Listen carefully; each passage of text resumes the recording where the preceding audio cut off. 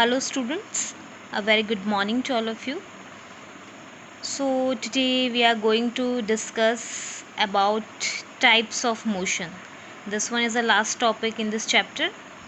So there are many different types of motion exist, but here I am going to explain three types of motion. Alright.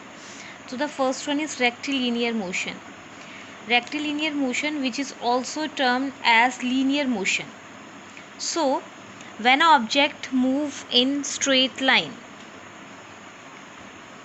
so when a car is moving on a highway is a straight path, right? So that is a rectilinear motion. So we can say that an object is said to be in a linear or rectilinear motion if it moves in a straight line. For example, a motor car is moving in a straight road and a train is moving on a straight track. Other type of motion is circular motion. So when an object moves along in a circular path, right? For example, take a stone and tie to a thread and hold a thread in your hand and start spinning it. So as you give to start some force, you see the stone start moving.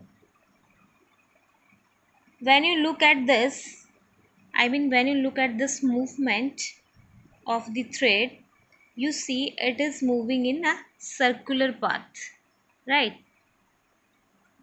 So this type of motion is known as circular motion. Okay. So the movement of blades of your fan, that is in circular path. So this is an example of circular motion. All right. And movement of clock, so it also move in a circular path. So we can say that it shows circular motion, right? So we can see the different types of motion around us. You can see circular motion, you can see the rectilinear motion, right? Now the third one is periodic motion. So it is a type of motion where which would repeat itself at periodic interval of time. All right. So think of a pendulum clock. So how does the pendulum moves? So here the same type of motion repeating. Okay. The same type of motion repeating again and again. If you see the pendulum clock, you see the pendulum clock repeating the same type of motion. So here this ball like structure comes here, go there, again, and again the same thing, comes here and go there. So here basically the motion is repeated in periodic interval of time. So that is why this type of motion is called periodic motion. Okay. Now if we take the another example of periodic motion like swing, and you know that if you put a little force to swing, after that it keeps moving on its own, and that is a periodic motion because it repeating a same pattern of periodic motion, right? So periodic motion is also known as oscillatory motion. All right. So we can say that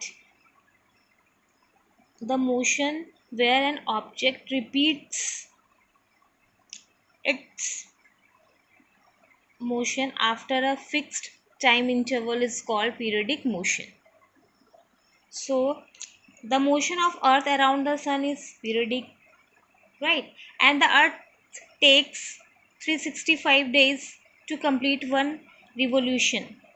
So the movement of the moon around the earth is repeated after every 30 days, and so it is also shows the periodic motion, right? And the movement of hands of a clock and pendulum are also the periodic motion.